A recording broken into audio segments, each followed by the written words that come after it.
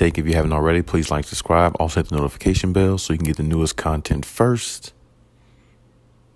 But hey, let's just go ahead and jump right in. The game last night was, it definitely didn't go the way, any Clippers fan would want it to go. But there's a lot of things the Clippers could learn from that game versus the Bucks. Defense has to be a little bit more intact, a little bit more communication on the floor.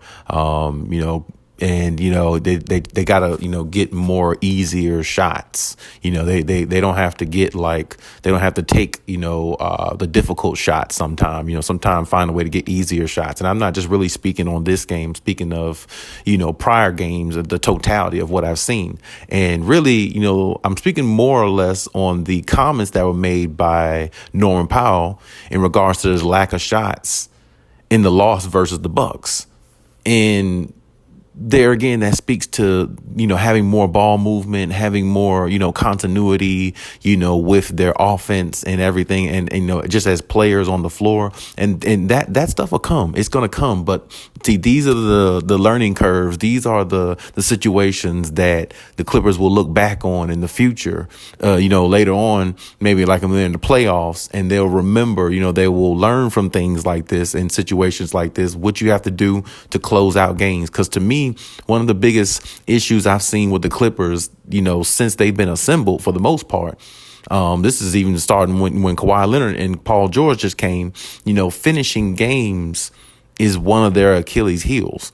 And, finishing games down the stretch. I mean, I've seen a lot of games throughout the several years, Kawhi and PG has been together where, the last 4 or 5 minutes of a game, sometimes they can't close it out, in situations like that. And that's one thing they have to work on defensively and as a unit and, offensively too, knowing where the ball needs to be, where it needs to go. And, usually Kawhi executes at a high level. Kawhi didn't have his best of games, last night. But for the most part, like I said, before that, he was dominating. I mean, he was putting up 30.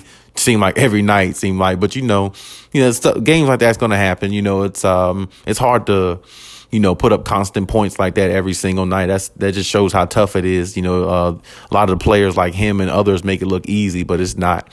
Some nights you're just going to hit a wall, and that's just the way it is. But shout out to Kawhi. Definitely, we know he's gonna get right back into Terminator mode. So I'm not even really worried about him. I mean, Kawhi is great anyway. But regardless,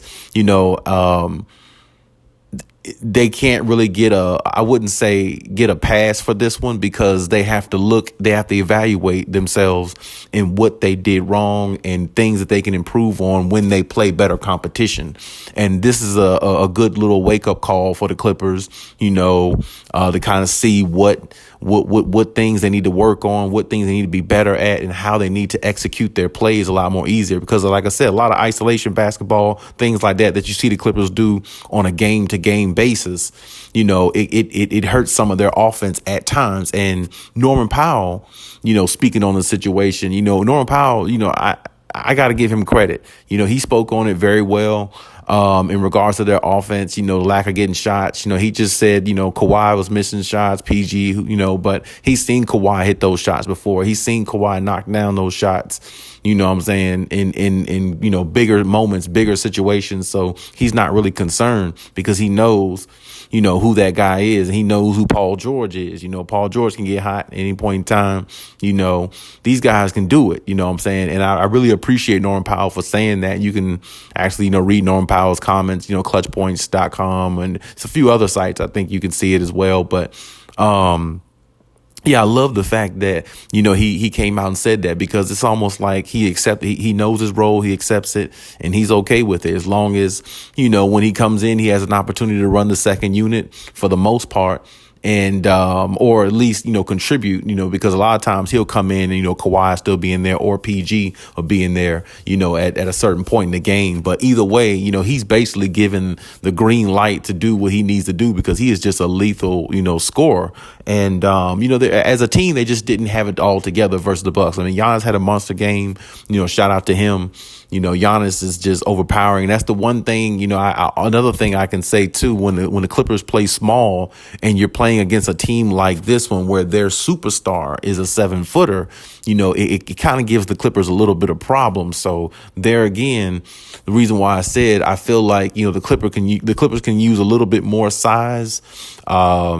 Like I said, I don't believe Moses Brown is it, but maybe, like I said before, or like a lot of the speculation has been out there, they might need to get another big man. I mean, they really do, because, somebody like Giannis, yeah, you can't stop him, but if you had maybe somebody a little bit more with a presence in the paint, maybe it would help more, against him. And plus, collectively as a defense, you definitely have to, try to strap him down. But it's hard when he's, when he's in his rhythm and he's in his zone, he's just doing his thing. And like I said, Zubac is really not a threat to him at all. So when he faces the Clippers, I mean, he really kind of looks at it more as an advantage than a disadvantage, because he's not facing somebody that, he knows that's not even remotely close to his level in Zubac. And the other big men the Clippers have are just not adequate enough. So that's why I know the Clippers, and Ty Lue want to try to, keep the small ball lineups going, because they feel like they can just outscore a lot of teams that way. And usually it does happen that way, because the Clippers shoot, very well from the 3-point line.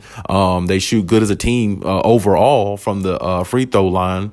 And, their main guy, Kawhi Leonard, usually is always on point, high efficiency, taking high quality shots. And usually he just, gets his numbers usually every night. But, lapses happen, but it's, one game. But still, the Clippers definitely needed this, I thought, to learn to see some of their issues on tape when they play against better competition, and see how to correct them, because they're gonna look back on games like this, like I said, in the future when they're in the playoffs, and use this as a motivational tool to help them get through a series possibly. So, a lot of times losses like these, they come at the right time, even though they don't feel good, because you want your team to win and you want your team to be, the victor. Definitely understood, but at the same time, against a team like Milwaukee, some of the Clippers' weaknesses, kind of showed, enough to where it's like, yeah, that's something they need to correct. Even though the Clippers, it was a, very close game, 1-point victory, all that, but still, it just showed,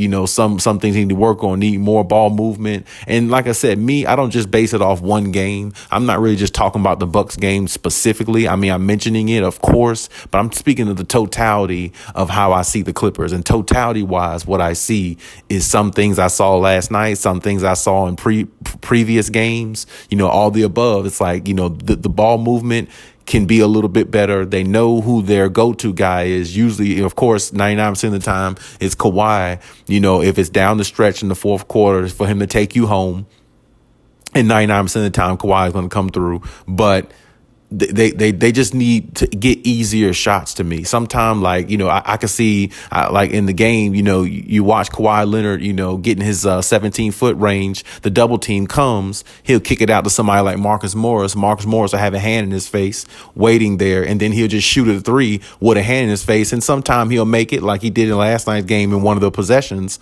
But that's a hard shot to make with somebody already draped all over you and hand in your face, and you just take the shot over them and you hit it. That's cold-blooded, no doubt, but it's a harder shot rather than, making that extra pass and things like that. And those are just things I think the Clippers definitely need to work on as a team, from what I've been seeing, since since Kawhi, has been playing more and PG has been playing together. I've really been paying attention, then, since, especially when Kawhi started playing more, I really start paying attention, and that's something that they can work on a little bit more from what I can see. But as I said before, they'll be fine going forward. They'll definitely, get better, especially, with their players knowing their role. And like I said, Norman Powell coming out saying he's seen Kawhi hit those shots many times. He's not concerned. They'll live with that. As a team, he'll live with that. This guy's won championships. So when it matters most, Kawhi will come through is basically, what Norman Powell saying. So in all essence, it's all good, really. Just move on to the next game, build, keep building, keep playing, keep trying to build that continuity, because that's what's going to help you win. And we'll see what happens from there. But hey, that's my take on everything. Leave any comments in the comment section. Check my other videos if you haven't. And hey, till next time.